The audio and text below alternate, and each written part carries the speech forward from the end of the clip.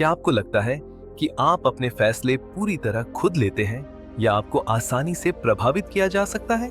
जवाब देने से पहले एक छोटा सा अनुभव समझिए। मान लीजिए दो लोग हैं, हर एक के बारे में 5 शब्द बताए जाते हैं। पहला व्यक्ति प्यार, देखभाल, साधारण, लेना, अंधेरा। दूसरा व्यक्ति अंधेरा, लेना, साधारण, देखभाल, प्यार। ज्यादातर लोग बिना ज्यादा सोचे पहले व्यक्ति को अच्छा और दूसरे को बुरा मान लेते हैं, जबकि सच्चाई यह है कि दोनों के लिए शब्द एक जैसे हैं, बस उनका क्रम बदला गया है।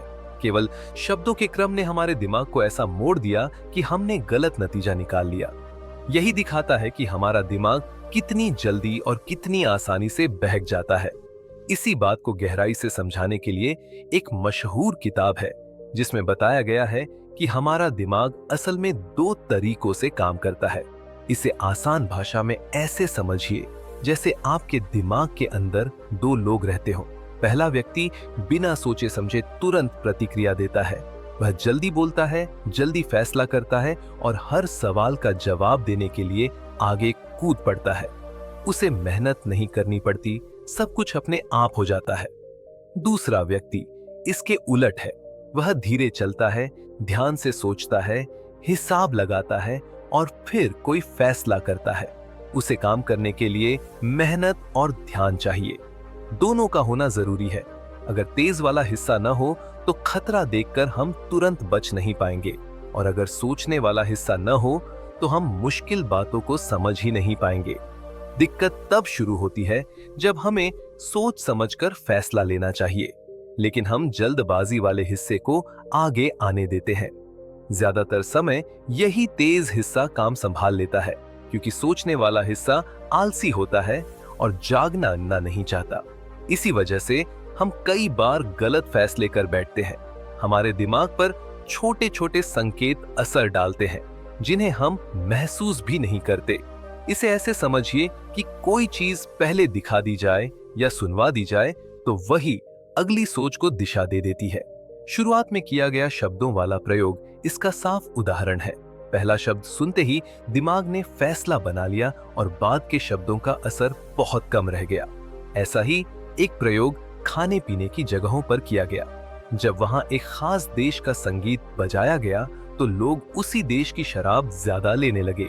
संगीत बदला गया तो पसंद भी बदल गई। लोगों को पता भी नहीं चला और उनका चुनाव बदल गया। इससे साफ होता है कि हमारा दिमाग अक्सर हमें यह एहसास दिलाता है कि हम सोच समझकर फैसला ले रहे हैं, जबकि हकीकत में बहुत बार फैसले चुपचाप हमें प्रभावित करके करवा लिए जाते हैं। सिर्फ संगीत में थोड़ा सा बदलाव लोगों के खरीदने के तरीके को पूरी तरह बदल देता है। अब जरा सोचिए कि यही असर हम अपनी रोजमर्रा की जिंदगी में अपने फायदे के लिए कैसे इस्तेमाल कर सकते हैं। जब आप सुबह उठते हैं और अपने कमरे को देखते हैं तो क्या वहां ऐसी चीजें हैं जो आपको अच्छा महसूस कराएं? अगर नहीं तो इसका असर पूरे दिन पर पड़ता है। लेकिन अगर उठते ही आप कुछ पल उन बातों के बारे में सोचें जो आपके पास पहले से है, जैसे आपका परिवार, आपकी सेहत और आपके दोस्त, तो आपका नजरिया बदलने लगता है। फिर आप मुश्किलों को भी अलग तरह से संभालते हैं। जब आप किसी इंटरव्यू में जाते हैं या किसी जरूरी इंसान से मिलने जाते हैं तो इस बात पर ध्यान देना बहुत जरूरी है कि आप नमस्ते कैसे कहते हैं, हाथ कैसे मिलाते हैं और आपका हाव भाव कैसा है। अक्सर लोगों का मन पहले 1-2 चीजों में ही राय बना लेता है। बाद की बातें ज्यादा असर नहीं करती। अगर आपकी कोई वेबसाइट है और आप कुछ बेचते हैं तो यह समझना जरूरी है कि ग्राहक सबसे पहले क्या देखते हैं और उसे देखकर उन्हें कैसा लगता है। पहली झलक ही बहुत कुछ तय कर देती है। इस असर को समझाने के लिए एक निजी अनुभव सोचिए।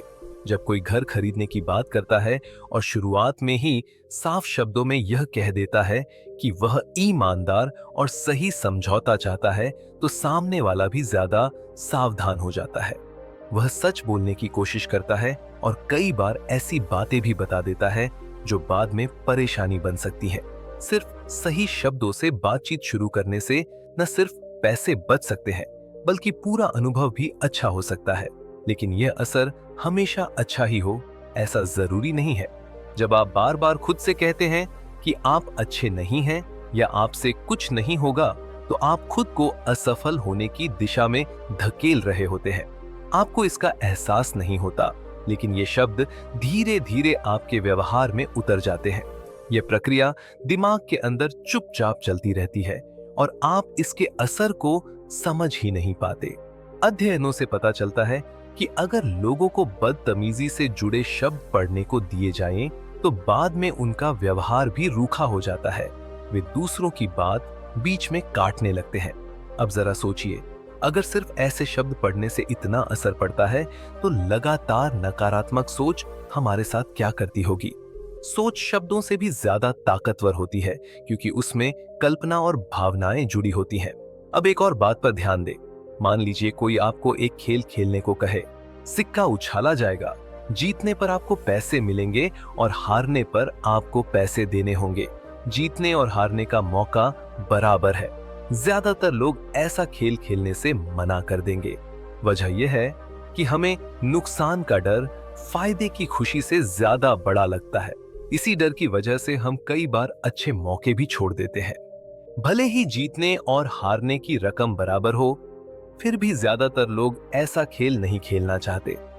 ऐसे खेल के लिए बहुत बड़ा इनाम दिखाना पड़ता है। वजह यह है कि हमारे दिमाग में नकारात्मक भावनाओं की जगह सकारात्मक भावनाओं से कहीं ज्यादा होती है। नुकसान से जो बुरा एहसास होता है, वह फायदे की खुशी से कहीं ज्यादा तेज होता है। आसान शब्दों में कहें तो हमें हारना बिल्कुल पसंद नहीं होता। इसी सोच से नुकसान से डरने की आदत बन जाती है। अब सोचिए कि इस समझ का इस्तेमाल हम कैसे कर सकते हैं। अगर आप किसी को कुछ करने के लिए समझा रहे हैं, तो सिर्फ फायदे ही मत बताइए, यह भी बताइए कि अगर वह काम नहीं किया तो क्या नुकसान हो सकता है। कई बार नुकसान का डर ही इंसान को कदम उठाने से रोक देता है, खासकर जब नया काम या नया बिजनेस शुरू करने की बात आती है। जैसे ही हम जोखिम के बारे में सोचते हैं, हम जड़ हो जाते हैं और कुछ नहीं कर पाते। इससे निकलने का एक तरीका यह है कि तुरंत होने वाली परेशानी पर ध्यान देने के बजाय दूर के फायदे देखें। अब एक और आम गलती को समझिए। जो खर्च पहले हो चुका है और वापस नहीं आ सकता, वह पुराना खर्च कहलाता है। मान लीजिए आपने किसी कार्यक्रम का टिकट लिया और उस दिन आप बीमार पड़ गए। फिर भी आप वहां जाने का फैसला करते हैं, क्योंकि आपको लगता है कि पैसे बर्बाद हो जाएंगे। यही सोच हम अपने काम और रिश्तों में भी अपनाते हैं। नुकसान दिखने के बाद भी हम पैसा और मेहनत लगाते रहते हैं, सिर्फ इसलिए क्योंकि पहले बहुत कुछ लगा चुके होते हैं। कई लोग खराब रिश्ते में भी इसी वजह से टिके रहते हैं, क्योंकि उसे बनाने में समय और मेहनत लगी होती है। सीधी बात यह है कि जो खर्च या मेहनत पहले हो चुकी है, उसका भविष्य की सफलता या असफलता से कोई लेना देना नहीं होता। फिर भी हमें लगता है कि वह असर डालती है। अगर ऐसा नहीं होता, तो आप वे कपड़े क्यों संभाल कर रखते हैं जिन्हें आप पहनते ही नहीं? अलमारी में जगह घेरते हैं, लेकिन आप उन्हें फेंकना नहीं चाहते, क्योंकि उन पर पैसे लगे थे। वही हाल पुराने फर्नीचर का होता है, जो कमरे में बेकार पड़ा रहता है, या उन मिठाइयों का जो आपने पहले खरीदी थी और अब डाइट पर होने के बाद भी फेंकना नहीं चाहते। ऐसे फैसले समझदारी से लेने के लिए हमें दिमाग के सोचने वाले हिस्से की जरूरत होती है, लेकिन वह अक्सर आलसी पड़ जाता है। अब एक और स्थिति सोचिए। आप डॉक्टर के पास जाते हैं और एक डॉक्टर कहता है कि मरने का थोड़ा खतरा है। दूसरा डॉक्टर कहता है कि बचने की संभावना बहुत ज्यादा है। दोनों ने असल में एक ही बात कही है, लेकिन शब्द बदल गए हैं। पहली बात सुनकर डर लगता है, दूसरी सुनकर राहत मिलती है। यही दिखाता है कि हम किस तरह से बातें सुनते हैं, उसी तरह से फैसले लेते हैं। शब्दों का चुनाव, माहौल और बात कहने का तरीका हमारे फैसलों पर गहरा असर डालता है, भले ही सच्चाई वही क्यों ना हो। ये बिल्कुल वैसा ही काम करता है जैसे किसी तस्वीर के चारों ओर लगा फ्रेम। अगर किसी पेंटिंग को लाल फ्रेम में रखा जाए, तो उसमें लाल रंग ज्यादा उभर कर दिखता है। वही पेंटिंग अगर नीले फ्रेम में रखी जाए, तो नीला रंग ज्यादा नजर आने लगता है। तस्वीर वही रहती है, बस देखने का तरीका बदल जाता है। अब एक और आम सोच को समझिए। खूबसूरत दिखने वाले लोगों को हम अपने आप ज्यादा समझदार, मजेदार और पसंद करने लायक मान लेते हैं। अगर दो लोग एक जैसा अपराध करें तो ज्यादा आकर्षक दिखने वाले को अक्सर हल्की सजा मिल जाती है। इसका कोई तर्क नहीं है, फिर भी हमारा दिमाग बाहरी शक्ल सूरत से प्रभावित हो जाता है, ऐसे गुणों से जिनका असली फैसले से कोई लेना देना नहीं होता। इसी वजह से नौकरी के इंटरव्यू में भी ऐसा होता है। अगर किसी उम्मीदवार का चेहरा या पर्सनैलिटी अच्छी लगती है तो उसे ज्यादा काबिल और समझदार मान लिया जाता है, जबकि हो सकता है कि असल में उसकी काबिलियत औसत ही हो। इसलिए जब आप किसी को बिजनेस पार्टनर चुनें या किसी से सलाह लें तो खुद से यह सवाल जरूर पूछें कि क्या उसके पास सच में काम की समझ और हुनर है, या आप उसकी गाड़ी, पैसे और लाइफस्टाइल से प्रभावित हो रहे हैं। अब जरा कीमतों वाले जाल को समझिए। मान लीजिए आप एक जैकेट देखने जाते हैं। पहले आप उसकी बहुत ज्यादा कीमत देखते हैं और सोचते हैं कि यह बहुत महंगी है। फिर बाद में पता चलता है कि आपने गलत कीमत देख ली थी और असली दाम उससे कम है। अब वही जैकेट आपको सस्ती लगने लगती है। ऐसा इसलिए होता है क्योंकि दिमाग पहले देखी गई कीमत को आधार बना लेता है, चाहे वह गलत ही क्यों न हो। इसी वजह से कई शोरूम सबसे महंगे सामान को सबसे आगे रखते हैं। जब आप उन्हें देखकर अंदर जाते हैं और बाकी चीजें देखते हैं तो वे आपको अपने आप सस्ती लगने लगती हैं। समझदारी की बात तो यह है कि पहले देखी गई कीमत का असर नहीं पड़ना चाहिए, लेकिन असल में ऐसा नहीं होता। इससे बचने का एक तरीका यह है कि खरीदारी से पहले अपने मन में एक सीमा तय कर लें कि आप ज्यादा से ज्यादा कितना खर्च करेंगे। अगर कीमत उससे ऊपर हो तो बिना सोचे आगे बढ़ जाए। अब एक आखिरी सोच को समझिए। जब कोई चीज हमारी हो जाती है तो हम उसे उसकी असली कीमत से ज्यादा कीमती मानने लगते हैं। जैसे ही किसी चीज पर हमारा हक महसूस होता है, हम उसे छोड़ना नहीं चाहते। इसी वजह से लोगों को सामान इस्तेमाल करके देखने दिया जाता है। जितना ज्यादा समय कोई चीज हमारे पास रहती है, उतना ही उससे लगाव बढ़ता है। यही वजह है कि लोग फ्री ट्रायल वाले ऐप या सर्विस को छोड़ना मुश्किल समझते हैं। उसे इस्तेमाल करते करते वह अपनी सी लगने लगती है। यहाँ तक कि जो फर्नीचर हम खुद जोड़ते हैं उससे भी हमें खास लगाव हो जाता है। असल में चीज नहीं बदलती, बदल जाता है हमारा उससे जुड़ाव, और वही हमारे फैसलों को चुपचाप दिशा देने लगता है। जब हम किसी दुकान से फर्नीचर खरीदते हैं और उसे खुद जोड़ते हैं तो उसमें हमारा समय और मेहनत लगती है। तभी वह चीज हमें अपनी बनाई हुई लगने लगती है और हम उसे ज्यादा पसंद करने लगते हैं। इसी वजह से हम उसकी कीमत और अहमियत बढ़ा चढ़ाकर देखने लगते हैं। यही सोच हमारे कई फैसलों को प्रभावित करती है। इसलिए खुद से यह सवाल करना जरूरी है कि जिन चीजों का आप समर्थन कर रहे हैं वे सच में सही हैं या सिर्फ इसलिए सही लग रही हैं क्योंकि वे आपकी हैं। जो पुराना फर्नीचर आप बेचना चाहते हैं, क्या वह सच में उस कीमत के लायक है या आप उससे जरूरत से ज्यादा जुड़ गए हैं? जो विचार आप अपनी टीम में जोर देकर बचा रहे हैं, क्या वह सच में अच्छा है या सिर्फ इसलिए सही लग रहा है क्योंकि वह आपका विचार है? अब एक और आम गलती को समझिए। कुछ समय पहले कोई व्यक्ति एक ऑनलाइन प्लेटफॉर्म पर काम कर रहा था। कुछ दिन बाद उसने कहीं पढ़ा कि वह प्लेटफॉर्म धोखा देने वाला है। उसने इंटरनेट पर जाकर यही खोजा कि क्या वह कंपनी धोखा है। उसे बहुत सारे लोग मिल गए जो उसे गलत बता रहे थे। वह डर गया और जल्दी जल्दी अपने पैसे निकाल लिए, जिससे उसे नुकसान भी हुआ। कुछ समय बाद जब उसने दूसरी कंपनियों के बारे में पढ़ना शुरू किया तो देखा कि लगभग हर कंपनी के बारे में ऐसे ही बुरे अनुभव लिखे हुए हैं। तब उसे समझ आया कि उसने सिर्फ वही बातें पढ़ी जो उसके डर को सही साबित कर रही थीं। असल में कंपनी गलत नहीं थी, उसका सवाल ही एक तरफा था। इस आदत को मनोविज्ञान में कहा जाता है कि हम वही सबूत ढूंढते हैं जो हमारी पहले से बनी राय को मजबूत करें और बाकी बातों को अनदेखा कर देते हैं। हम नई जानकारी को भी उसी तरह समझते हैं जिससे हमारी पुरानी सोच बनी रहे।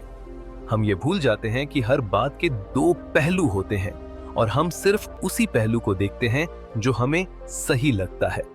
अगर कोई किसी बात पर विश्वास करना चाहता है तो उसे सही साबित करने वाली चीजें आसानी से मिल जाती हैं। जो लोग किसी अजीब सोच पर यकीन करते हैं, उन्हें उसे सही बताने वाले वीडियो और लेख भी मिल जाते हैं। यही वजह है कि लोग ज्यादातर वही खबरें और बातें देखते हैं जो उनके विचारों से मेल खाती हों। ये उनके खिलाफ होती हैं, उन्हें वे नजरअंदाज कर देते हैं। ये आदत डॉक्टरों जैसे समझदार लोगों को भी प्रभावित कर सकती है। वे कभी-कभी अपनी पहली राय को सही साबित करने वाली जानकारी ढूंढते रहते हैं और उन संकेतों को अनदेखा कर देते हैं जो उनकी राय को गलत दिखा सकते हैं। इस सोच से पूरी तरह बचना मुश्किल है, लेकिन इसे कम किया जा सकता है।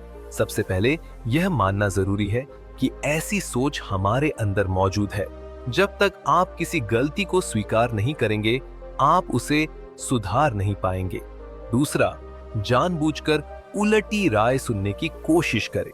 यह सुनना तकलीफदेह हो सकता है, लेकिन इससे छुपी हुई कमजोरियां सामने आती हैं। हो सकता है आपका बिजनेस आइडिया उतना अच्छा ना हो जितना आपको लग रहा है, लेकिन आप सिर्फ अच्छी बातें देख रहे हो और असली दिक्कतों को नजरअंदाज कर रहे हो। तीसरा, ऐसे सवाल मत पूछिए जो पहले से आपकी सोच को सही साबित करें। उनकी जगह ऐसे सवाल पूछने की कोशिश करें जिनसे सच सामने आ सके। जब आप खुले मन से सवाल पूछते हैं, तभी आप बेहतर और सही फैसले ले पाते हैं।